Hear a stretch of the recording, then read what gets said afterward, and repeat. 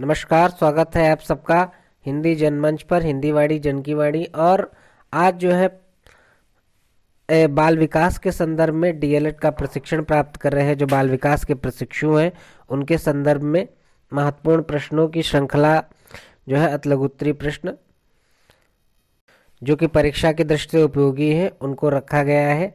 आप चैनल को जल्दी से सब्सक्राइब कर लीजिए जिन्होंने सब्सक्राइब नहीं किया है, और अपने दोस्तों के बीच शेयर कर दीजिए एक एक करके।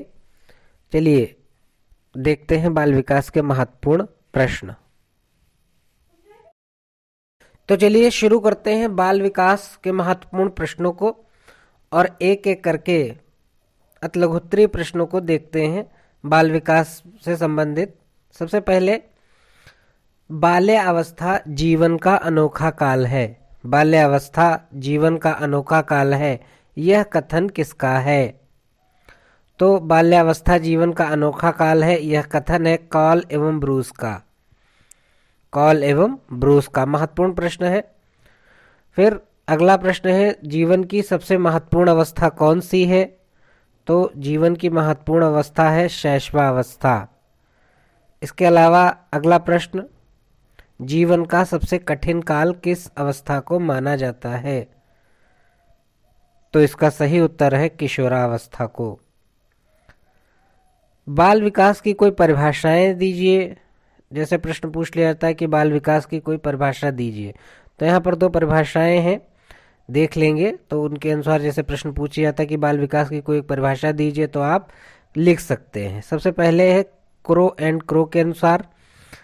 तो क्रो एंड क्रो के अनुसार बाल मनोविज्ञान वह वैज्ञानिक अध्ययन है जो व्यक्ति के विकास का अध्ययन काल से आरंभ से किशोरावस्था की प्रारंभिक अवस्था तक करता है। किशोरावस्था की प्रारंभिक अवस्था तक करता है। फिर आगे देखते हैं ड्रेवर। एक है ड्रेवर के अनुसार, ड्रेवर कहते हैं कि बाल मनोविज्ञान की वह शाखा है जिसमें जन्म से परिपक्व अवस्था तक विकसित हो रहे मनुष्य का अध्ययन किया जाता है। ये परिभाषा है ड्रेवर की। फिर है वातावरण को परिभाषित करें। तो वातावरण की परिभाषा रॉस के अनुसार है कि वातावरण वह बाहरी शक्ति है जो हमें प्रभावित करती है। फिर है एक ऐसा उत्पादक चिंतन जिसमें किसी समस्या का समाधान करने के लिए अनुभवों को नए ढंग से संगठित समायोजन किया जाता है। तो उसको क्या कहते हैं? तो वो है तर्क। उसको कहते हैं तर्क। फिर अगला प्रश्न है, बालक में पाए जाने वाले जन्मजात अभिप्रेरक कौन कौन से हैं?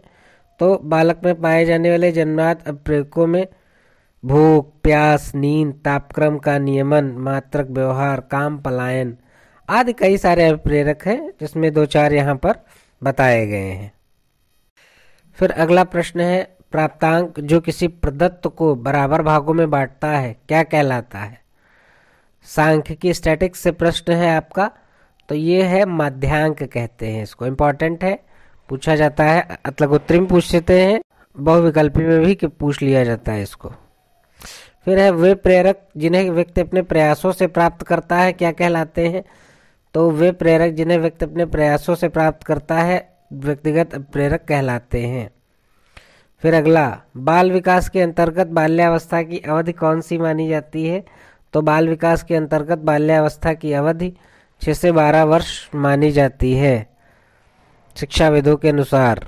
जीन पियाजे ने बालक के संज्ञानात्मक विकास की किन दो प्रक्रियाओं का वर्णन किया है? संवेदी पेशी अवस्था, पूर्व संक्रियात्मक अवस्था। जीन पियाजे ने बालक के संज्ञानात्मक विकास की किन दो प्रक्रियाओं का वर्णन किया है?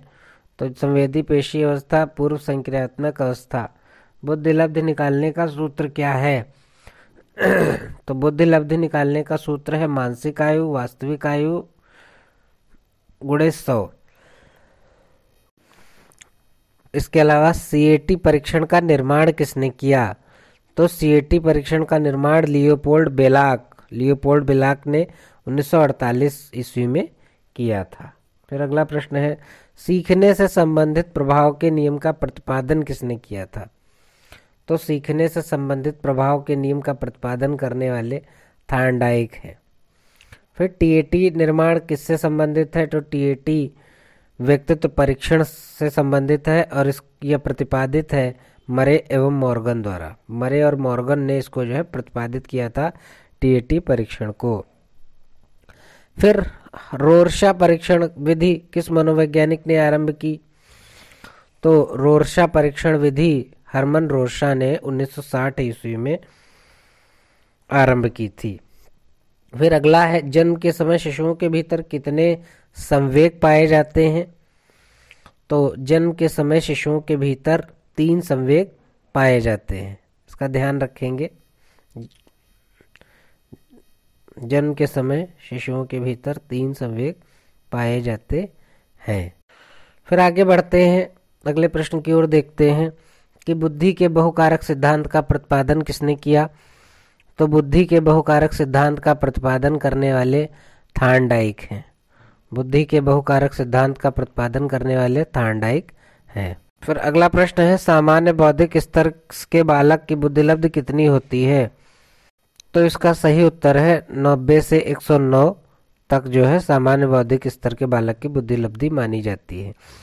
फिर अगला प्रश्न है, बुद्धि परीक्षण के लिए प्रयुक्त होने वाले टीएटी परीक्षण का निर्माण किसने किया था? तो बुद्धि परीक्षण के लिए प्रयुक्त होने वाले टीएटी परीक्षण का निर्माण मरे एवं मॉर्गन ने किया था। ये प्रश्न पहले आ चुका है। हल के अनुसार सीखने की प्रक्रिया का आधार क्या है? तो सीखने की प्रक्रिया का आधार जो है वो आत्म संशोधन है, आत्म संशोधन। फिर परिभाषा एक आई है, सीखने की कोई एक परिभाषा दीजिए। तो वुडवर्थ एक मनोवैज्ञानिक है, उनके अनुसार परिभाषा है कि नवीन ज्ञान व प्रतिक्रियाओं को अर्जित करना ही सीखना कहलाता है। फिर है, परोक्ष वस्तुओं के संबंध में चिंतन करना क्या कहलाता है? तो परोक्ष वस्तुओं के संदर्भ में चिंतन करना कल्पना कहलाता है। फिर बालक के केंद्रक में सामान्यतः कितने गुणसूत्र होते हैं? तो बालक के केंद्रक में सामान्यतः कितने गुणसूत्र होते हैं? 46। ये तो सामान्य प्रश्न है, आमतौर पर जो बायोलॉजी के विद्यार्थी उनको भी पता है और 9th हाई स्कूल में बताया भी जाता है। फिर अगला प्रश्न है, आवृत्ति क्या है? तो आवृत्ति वह मान है जो जितनी बार आता है। ये माध्यांक से स्टैटिक्स का क्वेश्चन है, सांख्यिकी का। तो इस तरीके से कुल यहाँ पर ये 25 प्रश्न जो है आपके लिए थे यहाँ पर, और बहुत महत्वपूर्ण ये प्रश्न है। ये प्रश्न ऐसे हैं जो कई बार परीक्षाओं में पूछे गए हैं, उन्हीं को यहाँ पर रखा गया है। इनको पढ़िएगा और देखिएगा। वीडियो आपको कैसा लगा हमें कमेंट बॉक्स में ज़रूर बताइए, और इसको जो है अच्छे से पढ़िए और चैनल को सब्सक्राइब कर लीजिए और नोटिफिकेशन बेल आइकॉन दबा लीजिए, ताकि आगे आने वाले जो वीडियोज़ है, जो महत्वपूर्ण प्रश्न है, वो आपको प्राप्त हो सके। धन्यवाद।